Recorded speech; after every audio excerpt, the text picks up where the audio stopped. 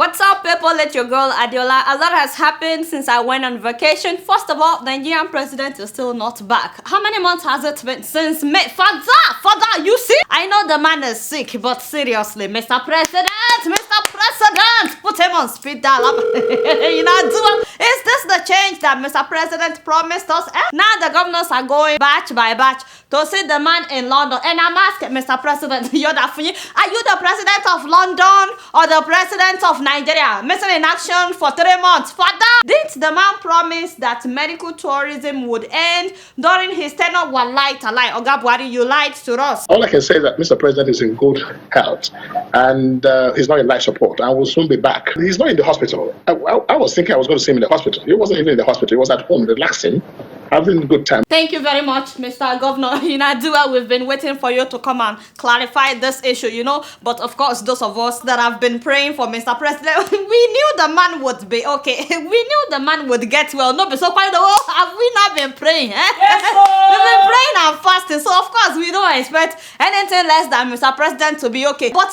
Governor Okorocha, in case you're watching, since the man is doing well, why can't he come back home? When I made inquiry as to why is he still waiting, why he's not back home, and all I get as an answer was that he's just taking some vitamins to increase his appetite to regain his lost weight where possible.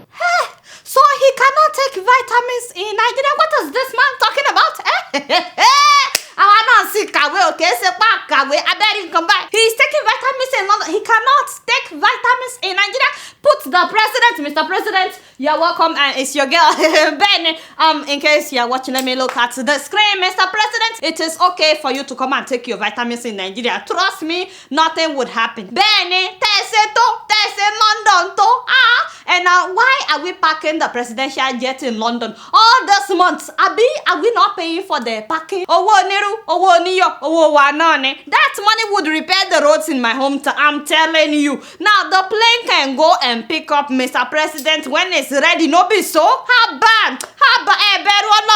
Hopefully you would learn something from this, Mr. President, that it is very urgent for you to build one, even if it is just one. One good hospital, because you cannot be going to London every day. You cannot be going to London every day. I'm doing all of this because of you, Mr. President. I just want to make sure that you have fast access to Akamo and Kono, and Furade Nuno and Wara. The things that will actually make the man feel better, so he can feel better quickly. So you understand? Have you seen the food they are feeding the man in London? The man is suffering in London. Hey, you see, banana, giving a Fulani man banana. What an insult! What an insult! Let the man come to Nigeria where he can have a kamo, tuwo, and kono, furade. You see what I'm saying? The things that will actually make him, that will make him feel better. In fact, they're making the man eat with a fork and knife. Let the man come and eat real food. Anyway, so while Mr. President is taking vitamins in London, did you guys hear what I had? Move closer. Hey, I'm telling you, please do not quote me.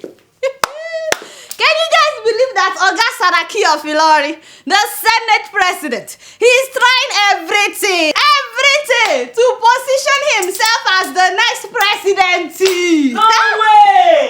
Sit down there. Well, Nigerians are sleeping, so I'm not surprised. The Senate, let me look at the people. The Senate has voted for an amendment in the Constitution to reduce the power of the president and boost the power of the legislature. They are waiting for the lower house and the 2/3 of Nigeria's 36 regional state parliament to approve that one. But Saraki is not joking. They have also restricted the power of the vice president. But to Tanembino, they voted to amend the Constitution to restrict a vice president or deputy governor who serves out the tenure of his or her principal in office in the event of death or permanent incapacitation to one fresh term of 4 years. In other words, if anything should happen to Oga Buhari, the Senate is trying to make sure that Osinbajo cannot run for president for 2 terms because they are Oga at the top. The Senate president wants to be president as well. Father!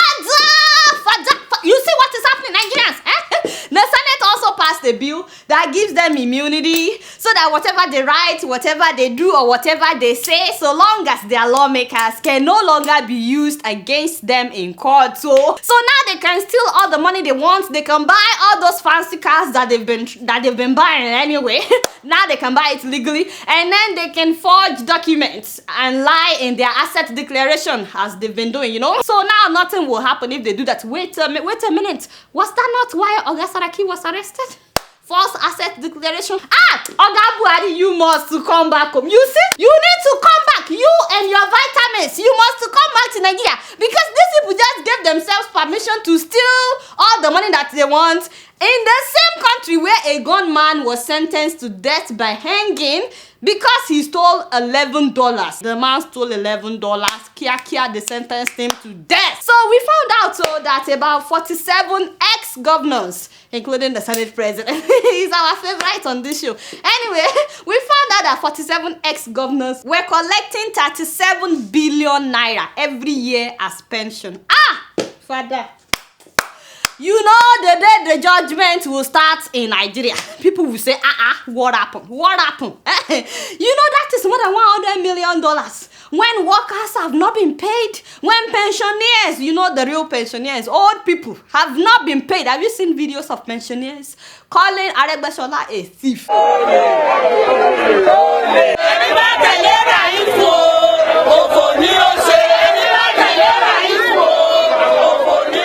Thank you very much. You're daft. Aregbesola Ole.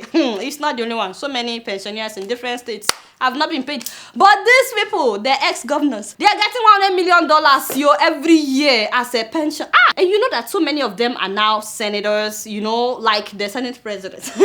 He was governor twice, and then he was senator, and now he's the Senate President. Which means that they are getting their salaries as senators, and they're also getting $100 million. All of them, you know, $100 million as pensions because they were ex-governors. Now, when the story came out, people started shouting. So Saraki said that, he has stopped collecting his own pension. By the way, Saraki wants us to know that it's not because the story came out or because people were shouting that he stopped collecting his own.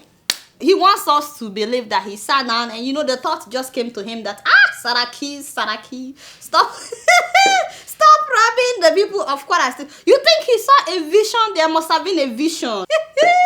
Anyway, now the good thing is young people in Nigeria marched in protest, saying that if they can vote at 18, if their vote can count at 18, that they should also be eligible for office. So the Senate passed the bill that reduced the age limit to run for president from 40 to 35. Yes, how wonderful. I'm telling you, when people unite, nothing is impossible. That is an achievement, and I hope that young people in Nigeria will now take advantage of this new bill and unite in order to bring forth a revolution in Nigeria. I'm talking about uniting because tribalism among young people in Nigeria, oh my God, you will be amazed. It breaks my heart because I see a lot of young people online that would defend criminals, that would defend people that have stolen huge money because they are from the same tribe. And many of these young people are directly affected. Some of them graduated for years with no job. Some of them spent more time in school than they should have because of strikes. Some of them have not been paid their salaries for months. Others are now living abroad and now they have to keep sending money home because the condition has not changed at home. Despite all this, you will see people defending criminals because they are from the same tribe. You know, until we can call a thief, regardless of tribe or religion, until we can call a thief, nothing will change in Nigeria. But with this new bill, I really look forward to seeing young leaders spring up in Nigeria. It's been 57 years. Hopefully, we can finally get it right. But you guys know I don't know much. Guess what? I'm just keeping it real. Moving on to Zimbabwe, elections are coming up next year, as you guys know, and yes, Mugabe is campaigning again. The man means business. He's going all around Zimbabwe, you know. Of course, 37 years is not enough. Who says 37 years of presidency is enough? I beg. So there's a huge pressure now for Mugabe to name his successor. In fact, his wife is also one of those people asking him to name he's a successor, although she's not hiding the fact that she wants to be the next president of Zimbabwe. In fact, not long ago, the thugs of Grace Mugabe, they staged a beating of an opposition member wearing the t-shirt of opposition leader, and in that video, they beat up the guy. They ordered him to take off his t-shirt and to wear ZANU-PF's t-shirt, and then they made him bow down and pledge allegiance to the picture of Grace Mugabe.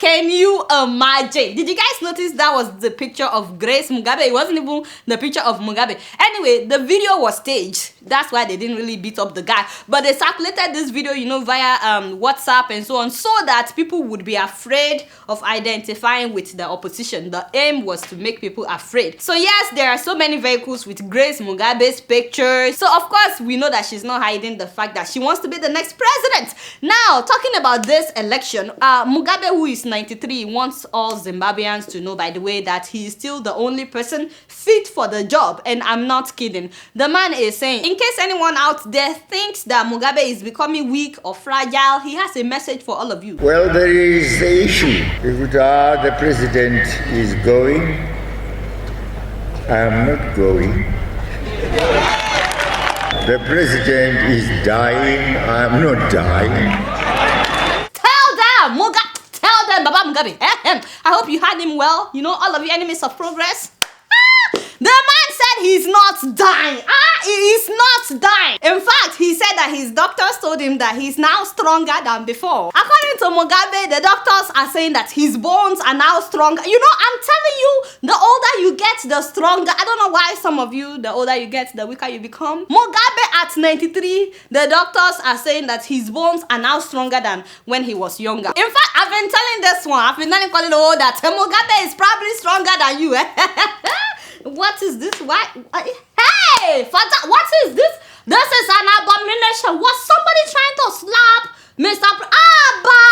Was he trying to slap Mr. President? No. This must be an error. The man was probably trying to kill mosquito. Yes, that he must be trying to kill mosquito. If you do your investigations very well, nobody would dare to slap. Stronger. Fit as a fiddle, stronger than the man is stronger than you. Just because I said it's stronger than you, you are tripping. You are a troublemaker. Anyway, the man is fit as a fiddle, and maybe the bodyguards were just trying to kill mosquito. Anyway, elections are coming up next year, as you guys know, and my people of Zimbabwe, let me just say that I know that it's not going to be funny, but this is actually an opportunity for you to allow Mugabe to rest. Let the man rest. Has he not tried? Is it not enough? 37 years of one man's government. Let the man rest, and please let Grace also rest. You need to let the woman rest as well. Grace Mugabe, the woman talks a lot, but hey, you guys don't know much. Guess what? I'm just keeping it real. So moving on to Rwanda, is anybody surprised that the president, Paul Kagame, won the new election? I'm not surprised. He's been 23 years that he's been president, and I am not surprised at all that he won this last election as well. In fact, when the election was coming up, all the foreign media that were reporting, they were like, forget about it, this is not an election. The man would win because he already clamped down on the opponents. Now, many Africans admire how Kagame has transformed Rwanda since the genocide. It is now the cleanest country in Africa. Electricity is stable, the roads are good, water is running in the cities, and not just that, they are producing their own laptops. I mean, a lot of African countries are now looking up to Rwanda as the only African country that is actually getting it right.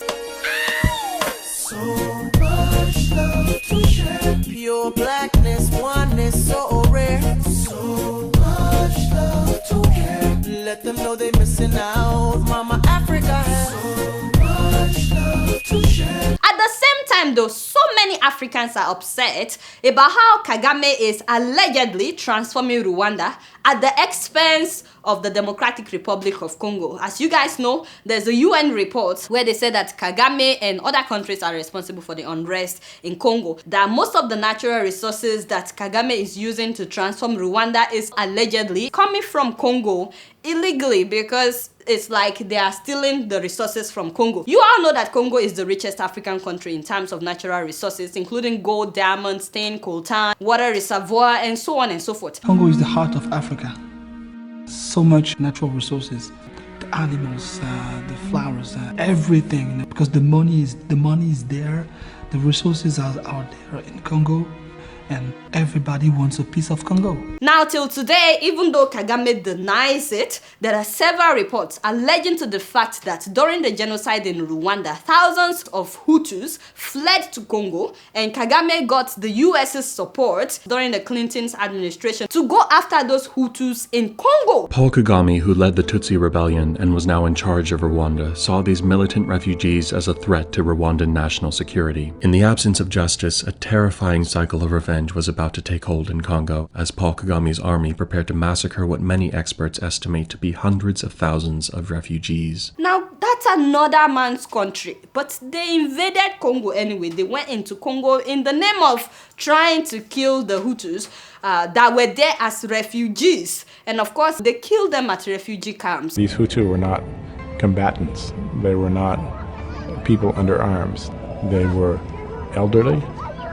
They were women, they were children, they were sick people, and the UN knew about it almost in real time. The UN knew, the US government knew, I believe other governments knew as well. Now, the word on the street is that the US supported Kagame because they felt bad that they didn't do anything when the genocide in Rwanda was happening. They did not make an effort to openly investigate those who were not good enough. They allowed investigations to be blocked. With the leaders of the United States and the United Nations looking the other way, Kagame proceeded with a full-scale invasion of Congo with his Ugandan ally, Yoweri Museveni. But the story did not end there. There are several reports that they didn't just go after the people, after the Hutus, that they actually went after the natural resources in eastern Congo. And it's not just Rwanda. Uganda also invaded Congo. In fact, about 9 countries now have forces in Congo. Rival warlords surrounding African countries like Rwanda and Uganda in the east have just gone in there and helped themselves to this enormous natural wealth. But there are several reports that Rwanda is the one playing the key role in the unrest that is happening in Congo. What role did the U.S. play in this? It was a pretty direct supporting role. I happened to go to Rwanda just before this invasion took place. Major shipments of weapons were coming in at night to support the Rwandan army. We had placed people in the country who were training Rwandan army troops. In short, we were supporting the invasion. Of course, leaders of both countries, they deny it. When I met President Paul Kagame earlier this year, he robustly denied any involvement. We should not be accused of a mess in the DRC, period. If DRC is messed up on the hands of its own leaders. Meanwhile, since the invasion of Congo, more than 6 million people in eastern Congo have been killed because outsiders want the natural resources of Congo. I'm not saying 1, I'm not saying 2, I'm saying more than 6 million human beings like you and I. Now, this report was 2010. That's 7 years ago. So a lot of people estimate that by now, at least 9 million people have been killed because the war is still going on in Congo. There's a global consensus that exists that says it's okay for nearly 6 million black people to die in the heart of Africa and for us to be silent. It has nothing to do with ethnicity. They killed Congolese like they were flies. You feel a mosquito and you just hit. That's exactly how they kill. It's as long as we can just wipe them out and get access. I mean, the mines exist. People used to live in those areas. Now, the war in Congo is not the people of Congo killing each other. It is outsiders coming in to invade their land and killing them so that they could get the natural resources. Those who committed genocide in Rwanda crossed over in the Congo, and the Congo has become the victim of what happened in Rwanda. Especially in eastern Congo, where a bulk of the natural resources is located. These resources that are found in the Congo are vital to major industries in the West, whether we're talking about the automotive industry, aerospace industry, technology industry, the electronics industry, even the jewelry industry. These minerals exist in great profusion throughout the Democratic Republic of Congo, especially in its eastern part. Wanasema ni rako inatoka Rwanda, inatokea Rwanda, inakuja mpaka huku. Now,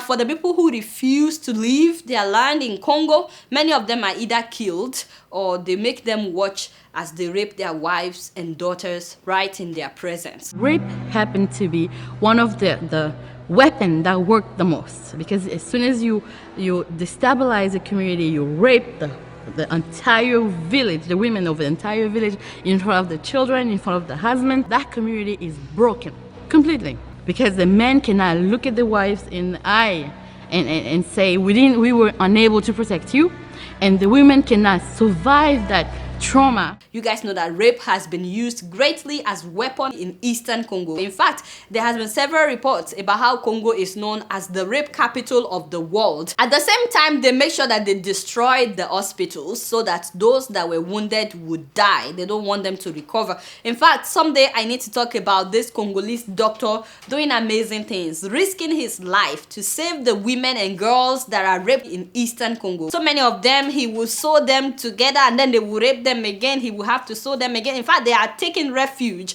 at his hospital. Meanwhile, during the same period that Congo was invaded, between then and now, Rwanda has greatly transformed. In fact, Rwanda is now the largest exporter of coltan in the whole world, which is ironic because Congo is the one known as the producer of coltan. There are several reports that prove that before the conflict in Congo began, Rwanda was only exporting about 50 tons of coltan. Now, Rwanda is making about $250 million every year from exporting coltan, and they are projecting that by next year, they will be making $400 million. Today, Rwanda is the largest exporter of something that their neighbor is producing. Congo has 64% of the Earth's coltan, a precious mineral that is needed for our modern electronics, with the largest reserves of cobalt on the planet. Cobalt is a strategic and critical mineral that is essential for our aerospace, military, and defense industries. Although their president insists that they have coltan in Rwanda, they have mines in Rwanda. Another thing to keep in mind is that the president of Congo is a very good friend of the president of Rwanda. So yes, he looks the other way. So of course, Congolese citizens wanted to get rid of him last year during the elections, but the man cancelled the election. So he's technically in his third term by force. So a lot of people believe that so long as Joseph Kabila is there as president, Kagame will have unrestricted access to the natural resources in Congo. I have nothing against Rwanda, by the way, and I'm very excited about the developments in Rwanda. I have absolutely nothing against the people of Rwanda. I just don't think that it's okay to put someone else down for you to thrive, or to destroy one country for your own country to thrive. I don't think that there's the need to sponsor instability in another country or kill millions of people before you can develop. You do not have to slaughter millions of people to get access to the cobalt or access to the copper for your automobile industry. You want the coltan. Man, Congolese people don't eat coltan. Congolese people can't eat gold. Talk to the Congolese people. We're going to let you get the resources, but for God's sake, stop killing the people. Stop letting Rwanda, Uganda, and Joseph Kabila kill with impunity. This is all allegedly, and this is all based on reading several reports, including the UN report as well, where they say that they have all kinds of evidence. Till today, there's a huge enmity between Rwandese and Congolese people. I've been in a room with people from Rwanda and people from Congo, and I'm telling you, it was not pretty. A lot of Rwandese people say, why can't Congolese people get their acts together? And you know, that hurts, because a lot of people from Congo, they look at them with puzzles, wondering if the people of Rwanda are aware of what their president is allegedly doing in their country. So it's been 23 years since Kagame has been president, and despite the physical transformation that we see in Rwanda, there are several complaints of him clamping down on journalists, especially if anyone tries to report on his ties with the ongoing war in Congo or his role in the genocide. And not only that, it's a crime to protest. So I mean, it's not like you can't protest, but you are responsible for whatever happens to you after the protest, which is why you would never hear people protesting in Rwanda Rwanda. And there are several political prisoners that have been there for years, and opposition members are usually arrested at the airport if they come back to the country, like the woman that I told you about some months ago. Will you step down in 2017?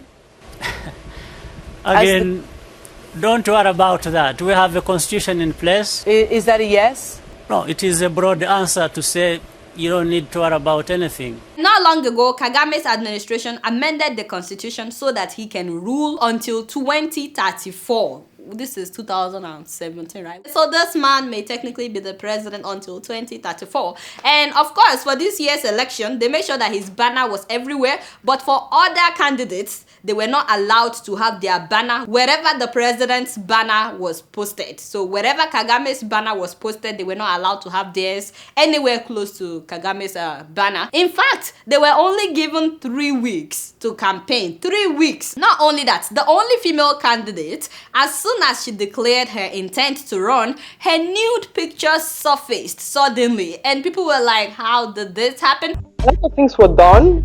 Tried to undermine my campaign. During the collection of the signatures, the people working with me were harassed. Some were put in jail. They were told that signing for me was treasonous. In fact, no one is surprised that so many people did not even know of other candidates. There was one candidate that had the rally recently and only about 100 people showed up. So of course, no one is surprised that Kagame won this election again. So I want to know what you guys think. Is the transformation in Rwanda justifiable, even though it's allegedly at the expense of the lives of millions of human beings in another country? And before you answer that question, I want you to imagine that your country is the one that is being invaded for another country to develop. Also, would you rather have a president like Kagame that is described as a dictator, but he's developing his country? Or would you rather have the leader that you have? And my last question is, the US is aware of the human rights violations, but they fund the Rwandese government by giving them $200 million every year. And in return, the US companies have unrestricted access to coltan, which they use to make laptops, cell phones, airplanes, and so on and so forth. We have so many evidence on Rwanda and Uganda, and we even have a leaked UN report. But since 2000, the United States have given Rwanda $1 billion. Why is the United States supporting a genocidal government? The US actually describes Kagame as a friendly tyrant. Why is Rwanda and why are Uganda important to the US military? Precisely because we can have them do things in Africa that we don't wish to do ourselves. We can have their soldiers die if need be. We can have them deploy places if need be. And so having proxies, having allies, having clients who are willing to do your bidding becomes very important. So I want to know what you guys think about this, about the US and what's happening in Eastern Congo. Again, you guys know I don't know much. Guess what? I'm just keeping it real. Growing up in Kenya, my sister and I were very close. But like any sisters, we fought a lot. She always got new clothes and I always got hand-me-downs. Now she's putting her children through school in Kenya. We still fight sometimes, especially when I send money for the kids. I tell her, buy some clothes for the younger one, and we both laugh. With nearly 500,000 locations, our app and online, this is moving money for better. Alright y'all, it's been real and I'm keeping it real right up in here. Don't forget to follow me on Facebook, Twitter, and Instagram. Until next week, I'm gonna see y'all later. Peace out!